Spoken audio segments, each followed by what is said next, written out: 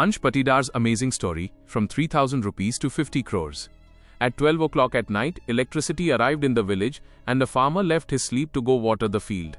In the house, his son was silently watching, but that night something changed inside him. That boy saw that his father was sweating in the field, his mother was talking about selling her jewelry, and the dream of education was getting buried under debt. The question was, what could a 15-year-old child do? No big money, no big network, no city business training, yet a restlessness had awakened inside him. This is where the story of Ansh Patidar begins. A boy from a farmer's family who saw the problem, understood the game of middlemen, and then turned his life around right from that field. Ansh Patidar comes from Borla village in the Barwani district of Madhya Pradesh.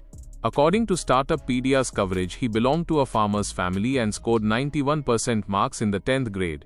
His dream was to become an automobile engineer. However, the condition at home was such that going to Indore to study was not easy. Just then his mother said, "If needed, I will sell the jewelry." This statement pierced Ansh deep inside. He felt that if his mother had to sell her jewelry for his education, then he would have to do something himself.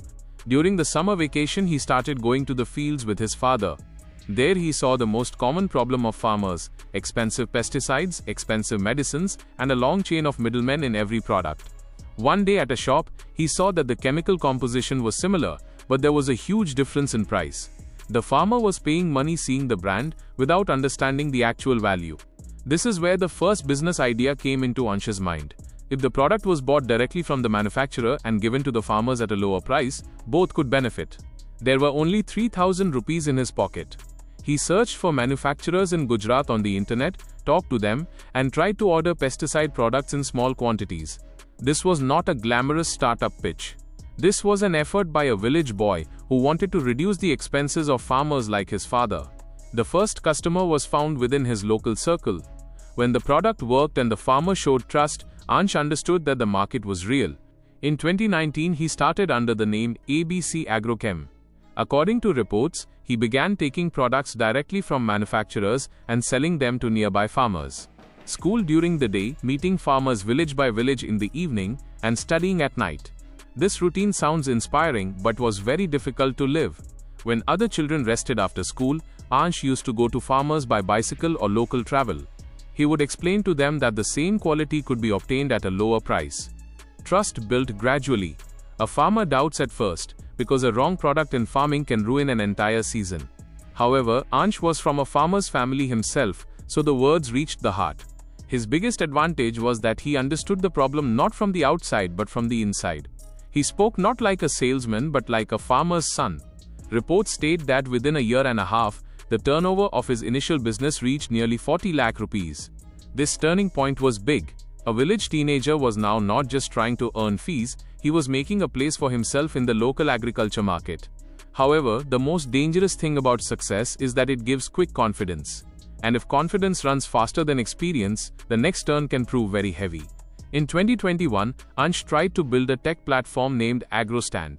The idea was that farmers could compare prices of pesticide products and retailers. On paper, the idea was strong. Farmers would get transparency, retailers would enter competition, and the market could become fairer. However, in agriculture tech, an idea alone is not enough. Farmer adoption, retailer behavior, cash cycles, credit, logistics, and trust, everything has to be managed simultaneously. This is where Ansh's platform did not run as expected. He rotated money from the old business into the new platform, and liquidity started breaking down. NDTV India's report describes this as a crisis of 95 lakh rupees debt at the age of 17. Meanwhile, in Startuppedia's earlier coverage, a debt of 9.5 lakh rupees was written along with a quote from Ansh. However, a bigger matter than the exact number was that a teenager was facing such a debt, which put the business, reputation, and family expectations in danger. At that age, many people would hide, place blame, or leave the business. However, Ansh placed the truth in front of the farmers and retailers.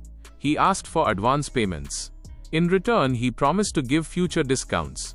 This was not a test of money, but a test of trust.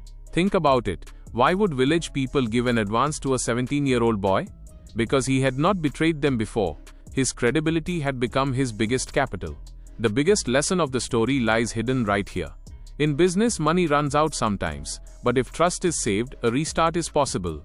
Ansh gradually paid off the debt and then returned back to that same core problem that had started his journey. By now he had understood that just selling cheap products would not move things forward. Farmers needed sustainable, cost-saving and technology-backed solutions. In 2022 he started Agriwa Organics. This company began focusing on organic biopesticides and drone-based farming solutions. The idea of biopesticides was important because farmers were troubled by chemical costs, soil health was under pressure, and the demand for residue-free produce was increasing. Drone technology added a new twist to the story. The spraying that required more labor, time and water could be made efficient with a drone. According to NDTV's report, Ansh connected farmers with biopesticides and drone technology, which was reported to save water, time and medicine. For a farmer, technology is useful only when it reduces expenses or increases income. Just showing a fancy drone does not change farming. Ansh's strength was that he positioned the drone not as a spectacle, but as a solution. He told the farmer that through this, spraying could be faster, uniform and cost-efficient. According to reports, Agriwa Organics' valuation was reported up to 50 crore rupees, and the company provided drone spray services to thousands of farmers. A post by startup Pedia claims free drone sprays for 5,000 farmers and on over 20,000 acres, whereas some newer reports state a number of 15,000 acres. The numbers may differ, but the direction is clear. Instead of just selling products, Ansh's company was building a farming service ecosystem. An important point needs to be understood here. Growth in an agriculture business is measured not just by revenue but also by farmer trust. Because if a farmer makes a mistake in one season, the entire year is affected. That is why he adopts new things slowly, but once trust is formed, he stays along for a long time.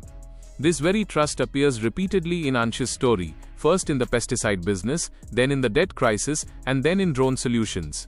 However, viewing this journey as a fairy tale would also be wrong. Margins, credit risk, seasonal demand and execution challenges always remain present in a farming startup. If rain goes wrong in a season, crop prices fall, or farmers' payments get delayed, the cash flow of an agri-business gets squeezed immediately. That is to say, Ansh's success is interesting not just because of his young age. What is interesting is that he executed in a tough sector like agriculture. Where many startups try to understand farmers by making apps, Ansh first went into the field, then built the business. This was his real advantage. His pitch deck began from the soil of the field, not from an air-conditioned boardroom. The role of parents is also big in this story. The struggle of the father became a pain point for Ansh, and the mother's sacrifice comment became a trigger. Many entrepreneurs start a business seeing an opportunity. Ansh started seeing humiliation and helplessness. That is the difference. When your own home is involved in a problem, your urgency is different. You do not look at just the market size, you look at the pain of human beings. This story also gives a powerful message to village youth. To start a business, a metro city, an MBA or huge funding is not always necessary. Sometimes the first capital is 3,000 rupees, the second capital is observation, and the third capital is honesty. However, this does not mean that taking risks is easy. Ansh's failed tech platform shows that not every bold move succeeds.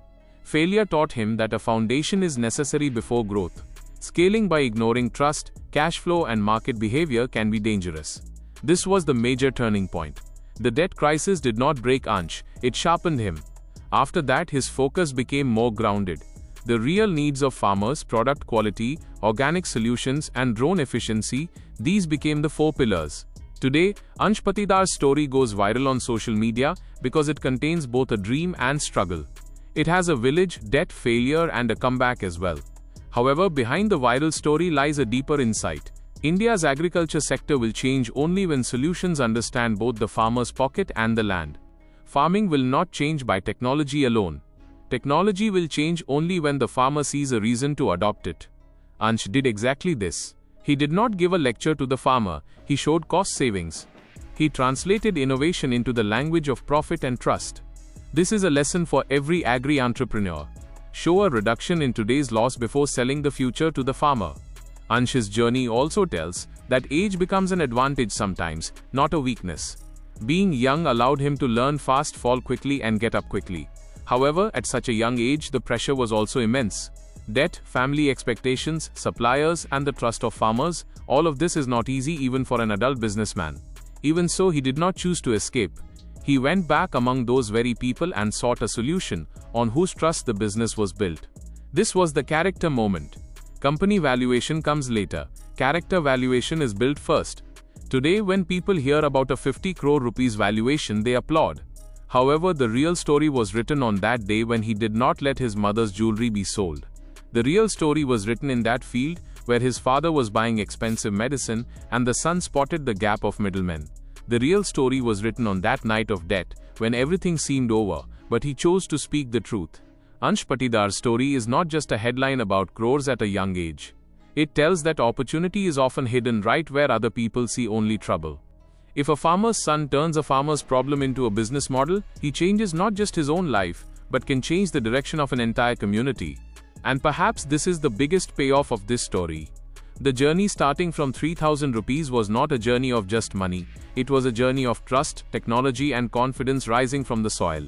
Next time when someone says that there is no opportunity in villages, remember Ansh's story. Sometimes the biggest startup idea is found not in a city cafe but on the boundary ridge of a field. If this video has taught you something new, or if you feel this information should reach more people, don't forget to like and share the video. Your small share can become valuable and useful information for someone else. If you have any questions related to this topic, or if you would like to share your opinion with us, be sure to write in the comment box.